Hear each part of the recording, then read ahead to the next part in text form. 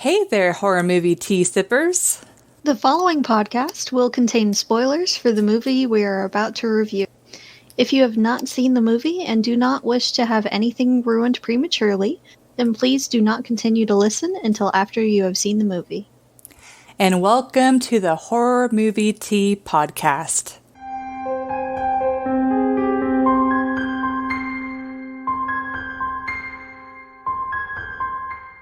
Today, we are covering classic, well, I guess a 90s classic for oldos, 90s or millennials or whatever.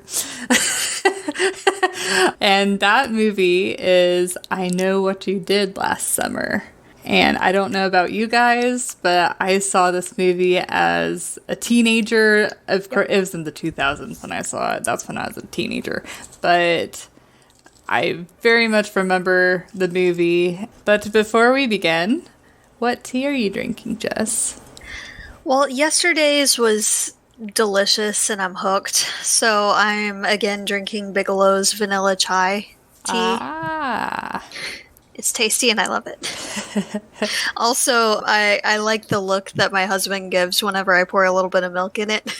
And he just thinks it's the weirdest thing in the world. To add milk to tea. Chai. That's... Yeah. Am I wrong? Isn't that what you do with chai? Yeah. I feel like it tastes weird without it. Well, plus, in the UK, I believe they put milk in just a regular Earl Grey. A lot of people do. There's actually a higher percentage of those who do put milk in tea than those who don't. Yeah. The US is just, we don't normally do that. Yeah. But it gives me the weirdest look when I do, and it's funny. Well, it's like when you go to the boba shops and they're like milk tea. Yeah. It's friggin' delicious. Mm-hmm. Too bad I'm lactose intolerant, but it's delicious. To be fair, we do get the lactose-free milk here because he has an issue with lactose as well. So, and it tastes the same, honestly. Yeah, you can't tell a difference. Yeah. Yeah, I remember when they first came out with lactose milk, because I've always drank coconut milk, almond milk, soy milk, all of that shebang. And so whenever I saw there's lactose-free, real milk, I tried it. And I was just like, it's so much better. Yeah. So much better. I do enjoy almond milk and coconut milk are my favorites. Soy milk, I don't really like the aftertaste. I'm not a huge fan of the soy milk. I haven't tried coconut milk, but it's almond creamy. milk is all right. It just, you can tell it's different. It tastes different. Yeah, I don't ever drink those milks being like, oh, it should taste exactly like milk. It's I know it's not going to taste like milk. I just want it to be good enough.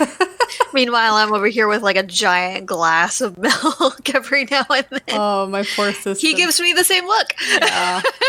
But anyways, I am drinking. I'm trying to we're recording this during Labor Day weekend, and I'm trying to be as chill and relaxed as possible. So that way I am all refreshed whenever I return back to work. And so I am drinking it's the Public Goods tea. It's the organic chamomile and spearmint. Yeah, I like it. That sounds good. Mm-hmm. It's very comforting. I love and mint relaxing. teas. Mm-hmm. I also, it makes your mouth just taste so much, but because there's some things you drink where your mouth feels yum, yum. It's just gross. And then with spearmint tea, it's nice because it almost feels not that replaces brushing your teeth, but it almost feels like it's helping clean your mouth or make your breath smell better. It's it's nice. It's that mint. Yeah. So I Know What You Did Last Summer. Pretty straightforward summary. These kids on 4th of July are, well, I should preface, kids are more they're seniors in high school, right? Or supposed to be. They still got people that were 20s or 30s playing teenagers, but you know. Yeah. It's what they always do. I mean, yeah, especially for 90s movies.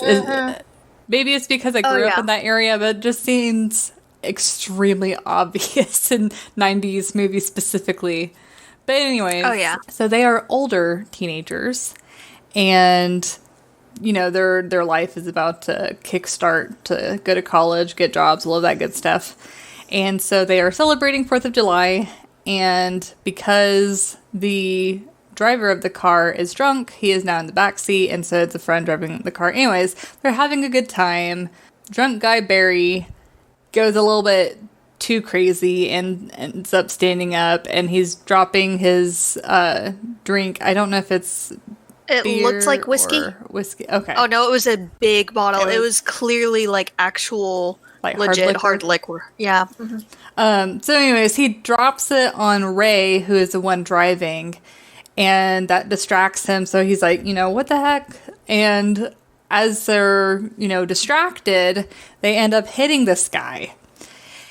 And so they stop the car, and at first they can't really tell that they hit anyone. They thought it was a deer or something, but they get out, and then they see the body, and they're freaking out.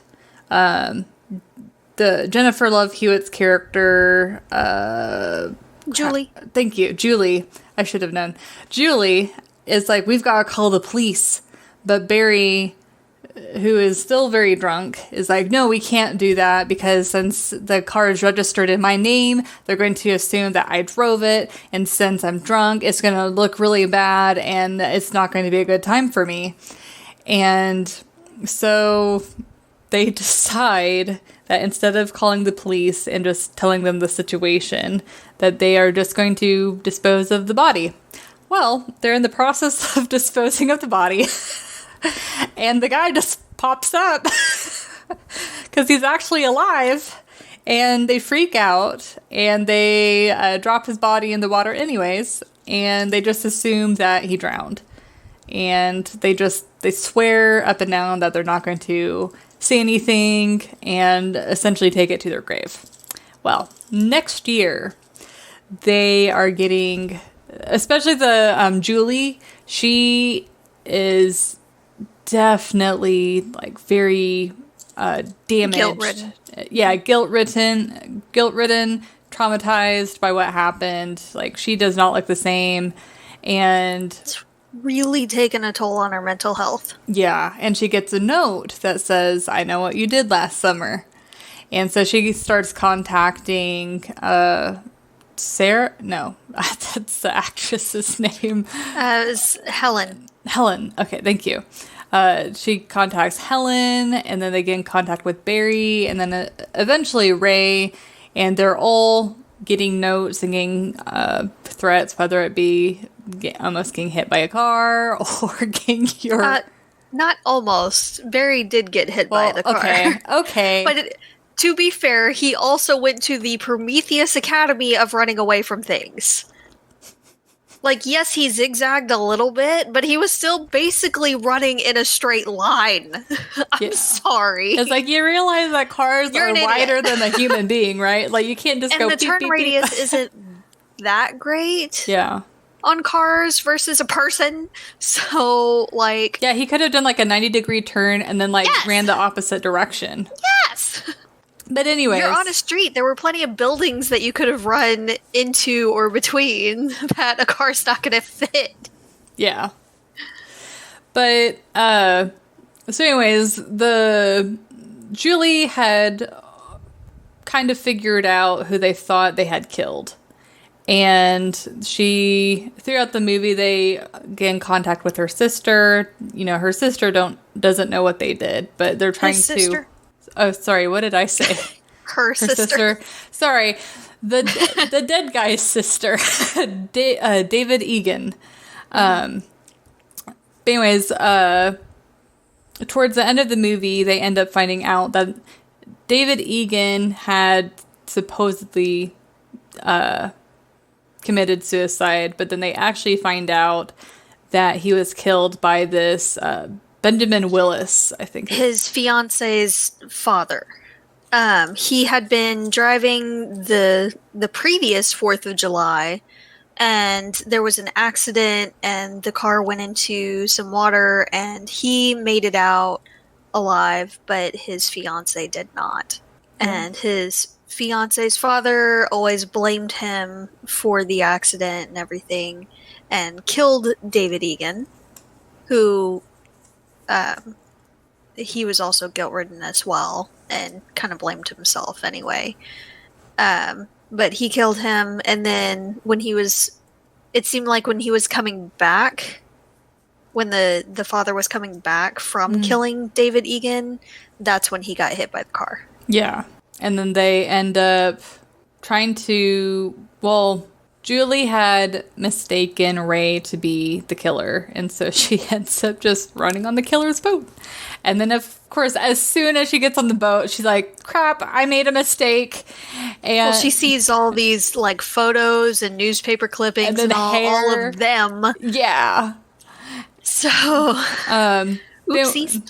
So Ray comes in, tries to rescue her as she's being attacked and trying to, like, hide throughout the boat. And while they're fighting Benjamin, his hand gets sawed off, essentially, and then he falls in the water. And they just presume he's dead. And the police are even like, oh, the body will probably turn up in a couple of weeks, because they usually turn up. Yeah. This is fine. Yeah. But then, of course, the movie ends with Julie taking a shower and then seeing in the glass, still no, and then he jumps through, and then the movie ends.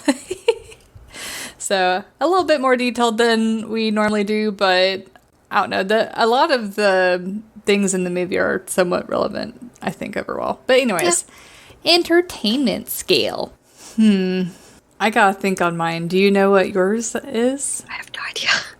Yeah, I mean, like, I enjoy the movie, but it's pretty bland, I guess. A little. Like, it's very straightforward and pretty easy to see a lot of things coming and all. So it's not really scary or anything. There's a lot of intense scenes. Yeah. But I don't know. Like, I'd say between a 6 and a 7. Like, I enjoyed it, but it wasn't, like, top tier. I can't really take it too seriously because it's basically an urban legend in movie form. Yeah, I am actually exactly right where you are, between a 6 and a 7. I think because I do somewhat care for the characters, I'm going to give it a 7. Because there are some 6s I've given movies where I didn't care at all for the characters. So I feel like that maybe bumps it up a little bit. I'm still in between. Like, I don't know. Yeah, mine, it's not a very strong 7. I wasn't heartbroken when Barry died. No, it's not. No, but the way that she dies. Barry. Yeah, I was thinking Helen. Yeah, Barry, I didn't care about him. He... Uh-oh. Sorry, guys. Didn't expect the hellhound for whatever reason. He barks at a leaf on the street.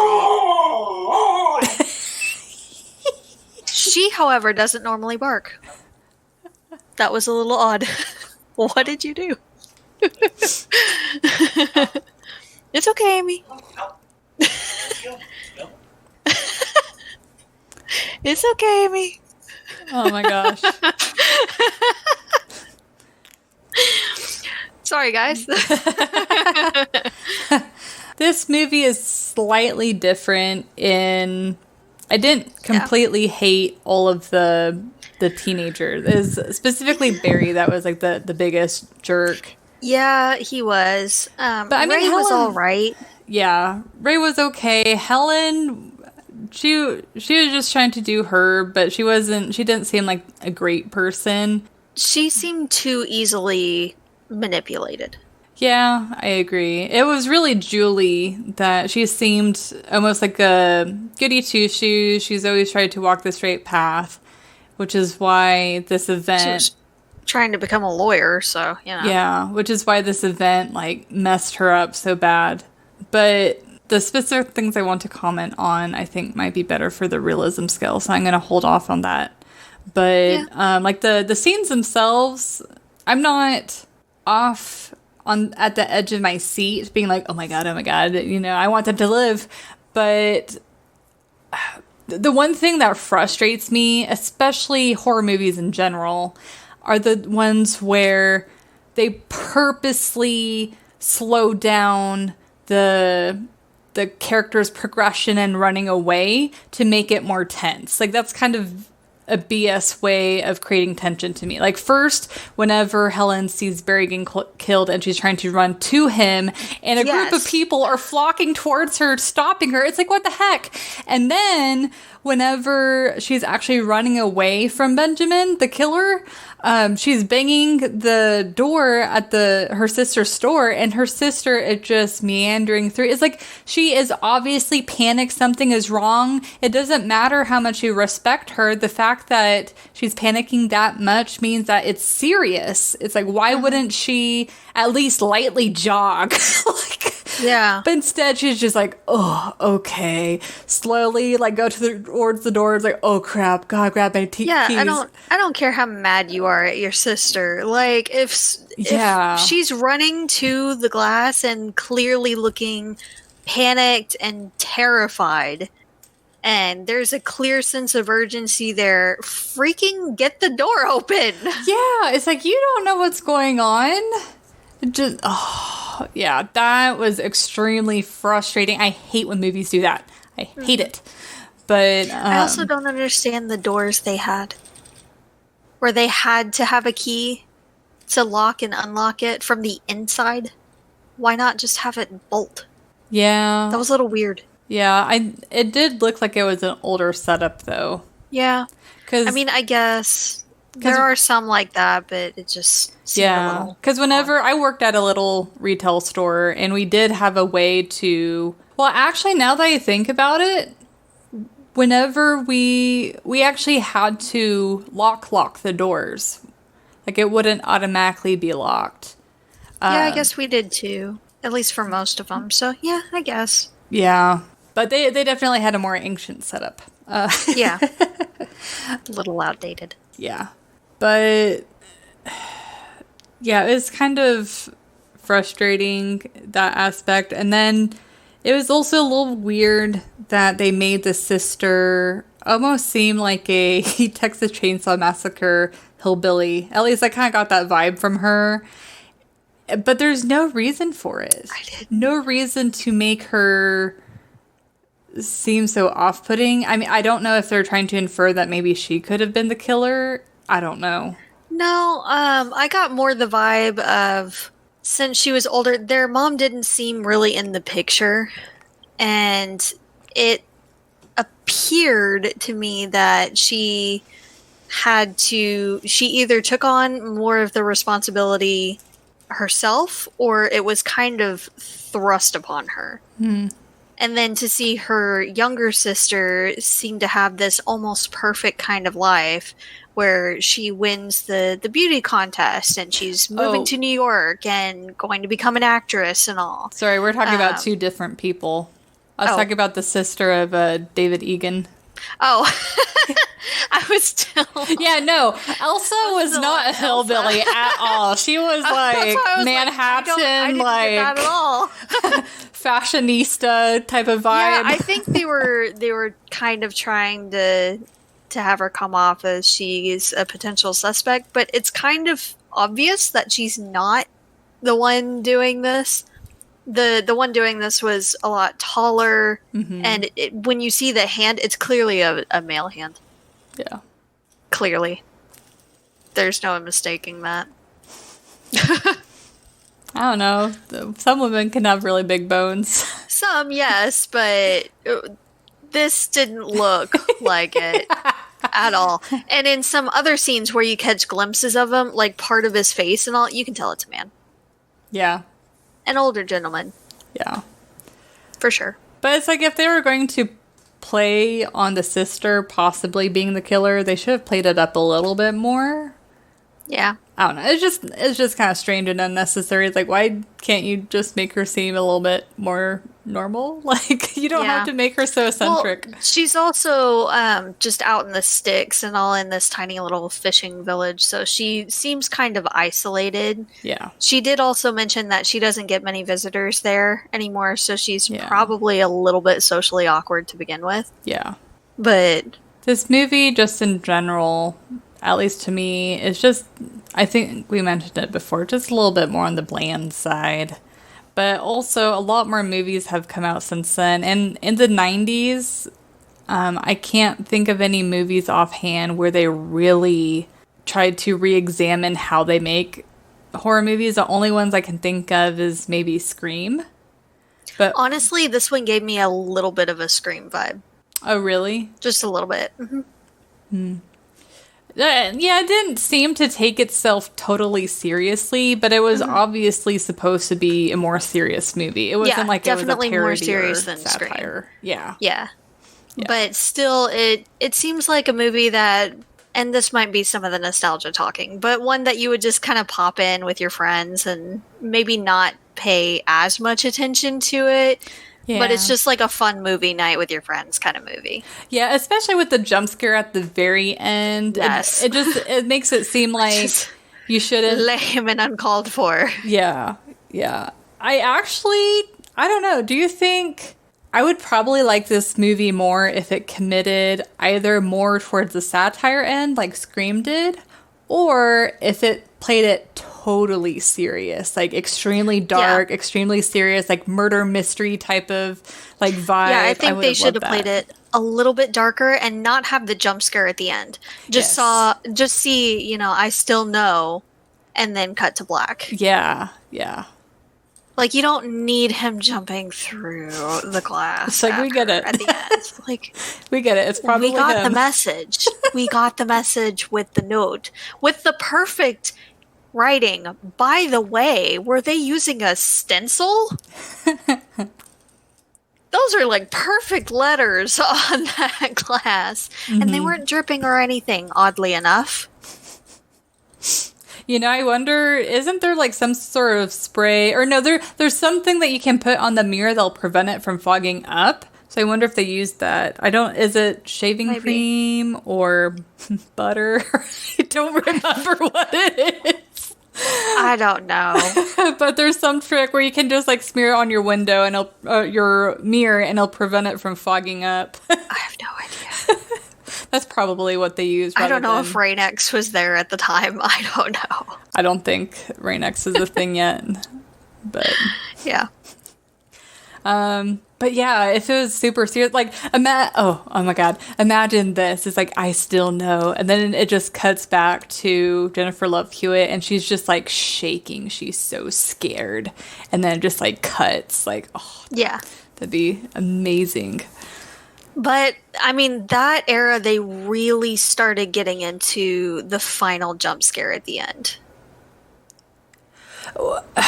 They did the same kind of thing in Nightmare on Elm Street. Yeah, but Nightmare on Elm Street was more in the 80s, though. Like, I feel like Nightmare on Elm Street... Yeah, but it was more of a continuation of it. Yeah. Like, I think the 80s, it's kind of like, oh, we can do jump scares. And then, like, the 90s was like, okay, every single movie we do needs a jump scare. It just, just so many. And then, of course, nowadays, it's even worse with the jump scares. Because they're like, let's have it all throughout the movie. Let's have it replace the actual scares. Entirely jump scare. Mm-hmm. Can we not, guys? Yeah. Can we just...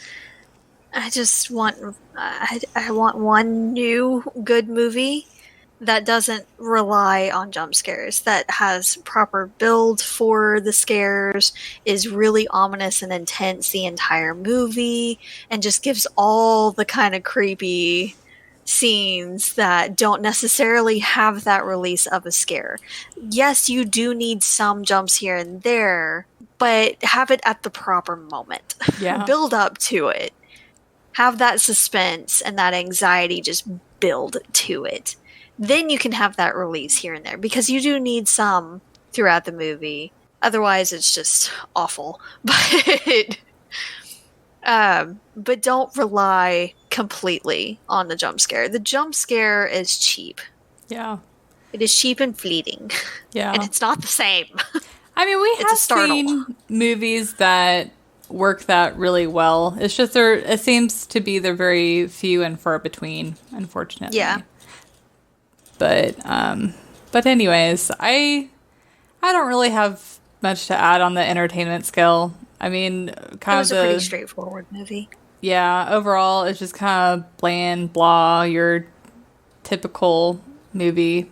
But, This might also, some of this, guys, might admittedly be us a little bit jaded. Honestly, we've seen so many scary movies that nowadays we're just like, eh. Like, this isn't scary. but that's also good, though, because you can't watch one scary movie out of like the entire genre and be like, oh, that's a good scary movie. It's like the fact that we have seen so many, we can compare and contrast it with other movies and be like, how well does this hold up to other movies? It's like, yes, it's a classic. Yes, it has influenced the genre, but how does it still hold up? Like, was it actually a good movie? I feel like this one hasn't really influenced the genre. If anything, it was influenced by our generation and genre. True. I guess where there's been impact is like parodies, like in the scary movies. Yeah, but I feel like this one wasn't very impactful. Yeah, which I can see why. Yeah. I mean, again, I stand by what I said before. It's a fun one to watch with your friends. It's a fun movie night kind of movie with your friends. Yeah. It's not going to keep you up at night. Yeah, and it's not a movie I would want to watch over and over again. It's just once. This is not like a Halloween classic or like one of those that you have to watch it every year around the same time or anything like that. Yeah. But it's fun. It's a fun movie night kind of movie. Yeah. Yep. But off to realism. There are so many things that I don't think are plausible with this movie. So I am going to give it... But they also did a lot of good things too. Yes. But I think I'm going to give it a 2. Wow. Damn. Do you want me to explain it first, or do you want to do... Please. Okay. No, I want to hear this. Well, okay. The whole reason... I think that's like the lowest, almost lowest that we've ever done. Well, okay, first of all, Shoot. I feel like the way that they handled, like, oh, we'll just get rid of the body, it's so ridiculous. And their logic is so flawed that if they would have done what I believe to be the more realistic thing is to, like, call the police and actually tell the truth. And because they said manslaughter, and from my understanding, manslaughter is between 2 to 10 years. It's like, yes, that would definitely be a huge impact on your life, but it's not a life. It won't destroy your life, especially if it was a complete accident due to distracted driving. It's not going to be. You're not going to be in jail for the rest of your life, type of thing. So it's like, if they had done what should have been done, there wouldn't have been a movie. So that's why I give it a 2, because that premise alone, that huge plot hole, it wouldn't have resulted in the movie. See, I don't know. I feel like that's actually fairly accurate, especially with a lot of teenagers. They don't really think things through very much. And I could easily see them coming to that conclusion. Now, where I have an issue is that none of them came forward after the fact. Because a couple of them were clearly guilt-ridden and were having issues just trying to go on with this giant secret. And I feel like at least one of them would have been like, I can't do this anymore. Yeah. And gone forward. Yeah, especially Julie. Like, I felt like I could maybe go with, Ray and Barry, since they were really the ones that caused the guy to get hit. They would be the ones that was like, oh, let's hide the body. And I could see Helen kind of going with it because she doesn't feel like she has much of a choice. But then Julie being like, no, we need to call the police. I don't know. I just picture... Yeah, I could have... I was honestly a little bit surprised. Then I guess we wouldn't really have a movie, but I was kind of surprised that she didn't, go along with them, because he seemed like he would have actually hurt her or killed her, Barry, if she didn't agree to go along with them. But I'm kind of surprised she didn't go like the next day to the police station and say, you know what, this happened. This is what actually happened. Mm-hmm. And yes, I went along with it, but it was only because I truly feared for my safety. Yeah, see, I probably, for it to go through that premise, I would have liked to see her push a little bit more to contact the police, and then him get so upset that's like, if you contact the police, I'm going to kill you, or something like that. And then she's like, okay, I won't. And then, you know, them trying to hide the or get rid of the body, and then, I guess another thing, too, is the fact that, you know, they all agreed not to tell and all agreed to, well, they all sort of helped with trying to get rid of the body. It's like they are now, would it be accomplices to murder or Yeah. Okay. It's like, and that... At the very least, aiding and abetting. Yeah, because it's like, well, I guess...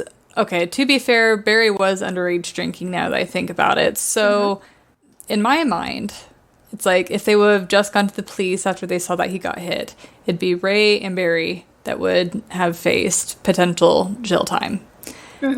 But now that they were like, oh, let's hide the body, now all four of them have the potential of some sort of jail time or repercussions. Yes. So just, it doesn't compute, but I understand. It's like they were so much worse.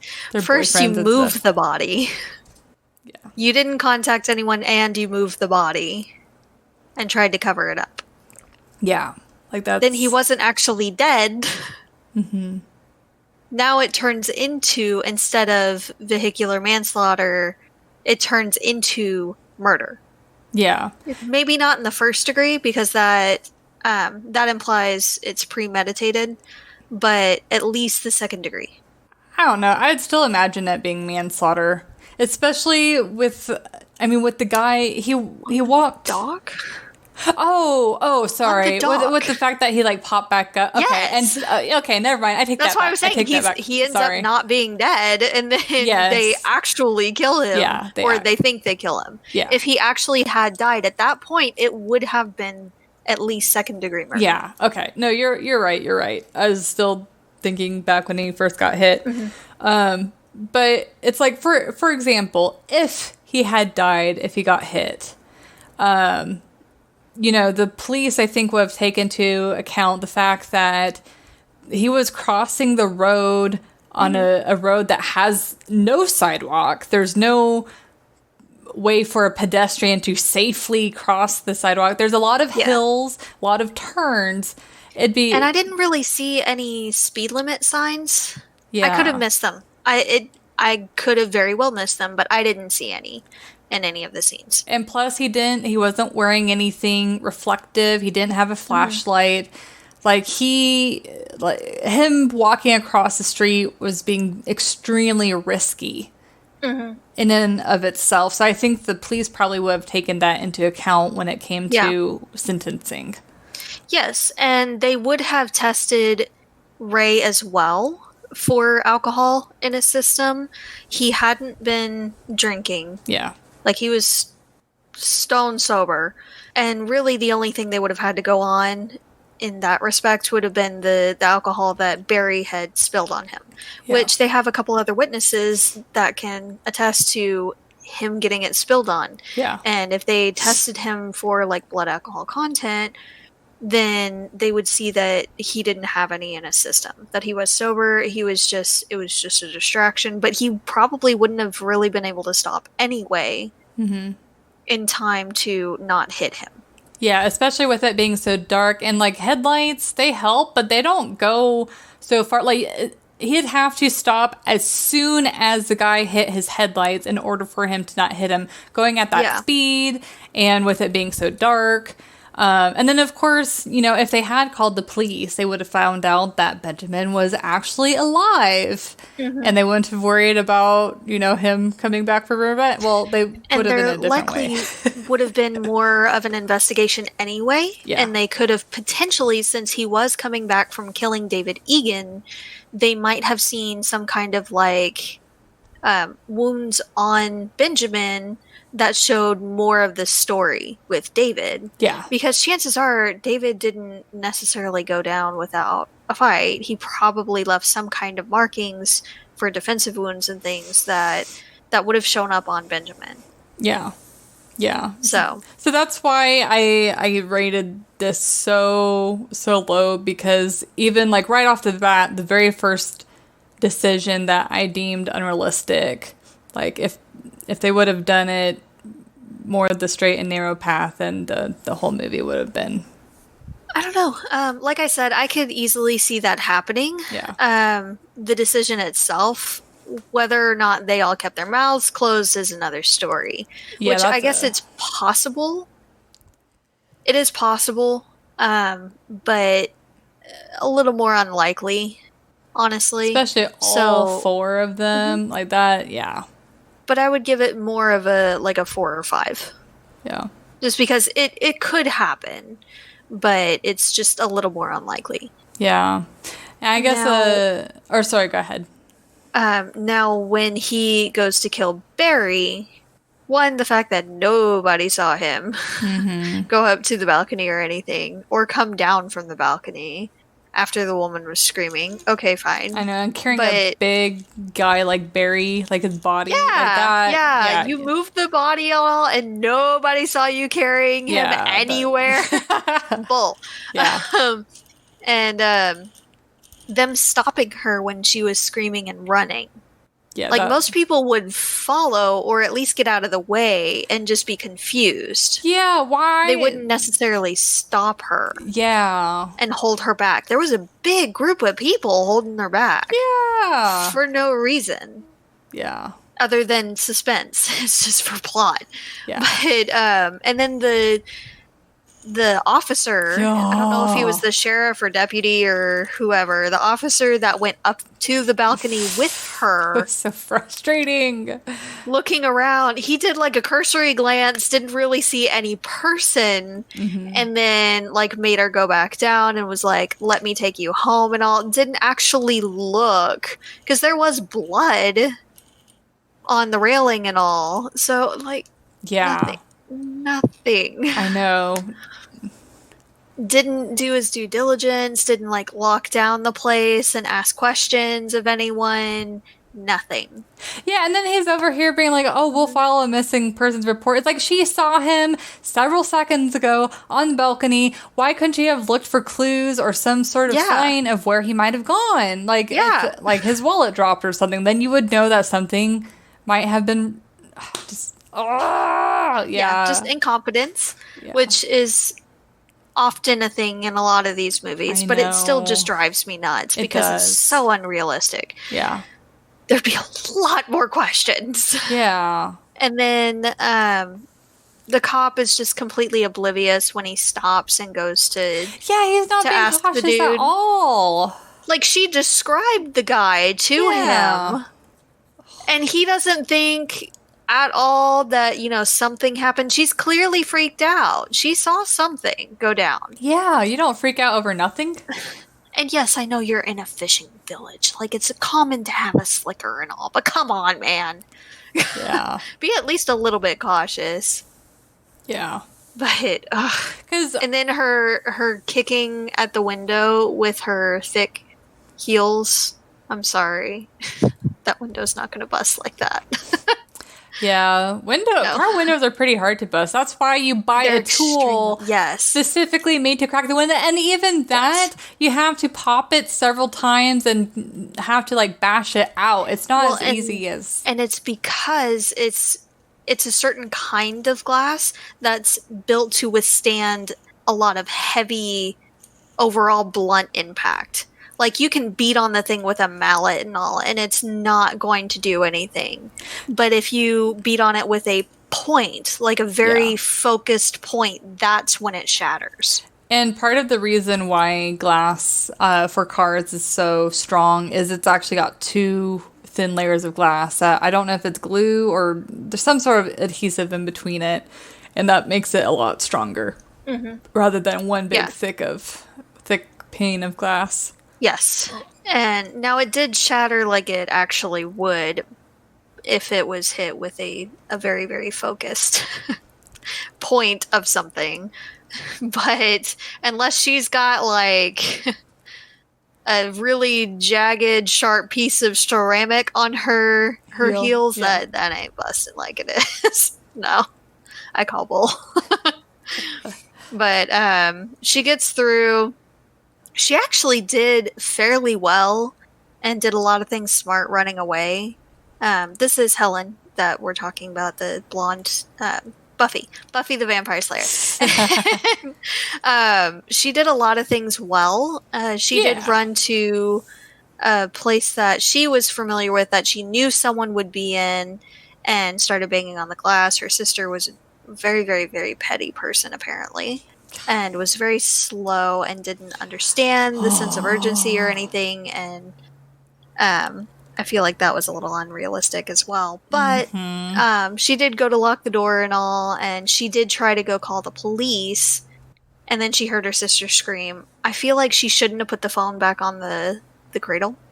Because if you call the police, like, if there's no response or something, they're trying to find that location, and they're sending someone by to check things out.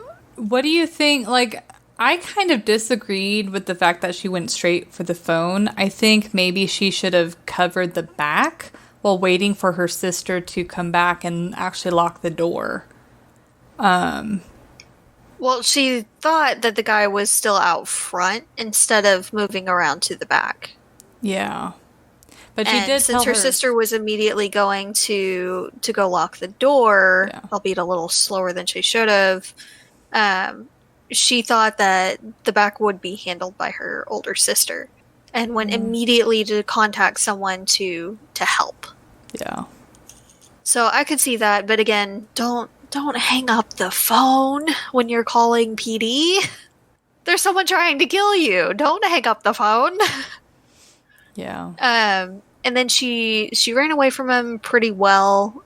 She did a few things pretty smart there.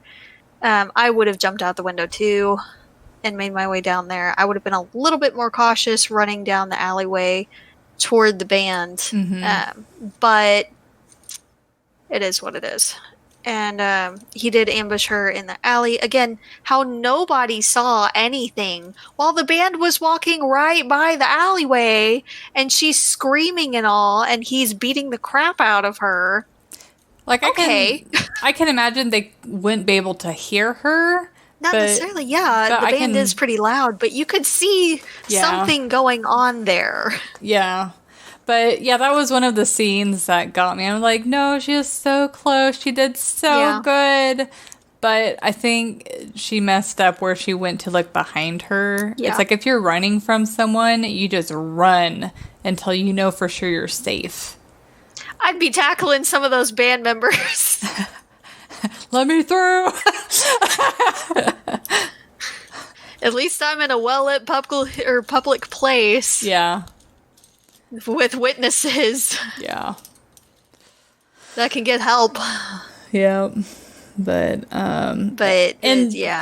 Julie, she I felt like did some pretty smart things too. Fairly, until on the boat. It just kind of drives me nuts. Like, she could have easily just jumped off the boat and gotten away. But she didn't. I guess the only thing that I could imagine that would be dangerous is if, you know, when it's a big enough boat, it's a lot easier to get sucked under and get hit by the propeller. Potentially, but if you dive down, like, he can't tell where you've gone if you dive down. Yeah.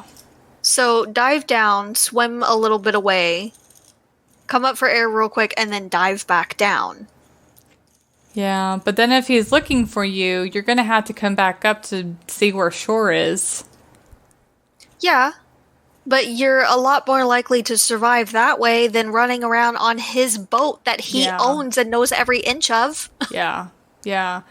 I can definitely see where you're coming from, but despite her being on his turf, I feel like she did a pretty good job. Yeah. Fairly.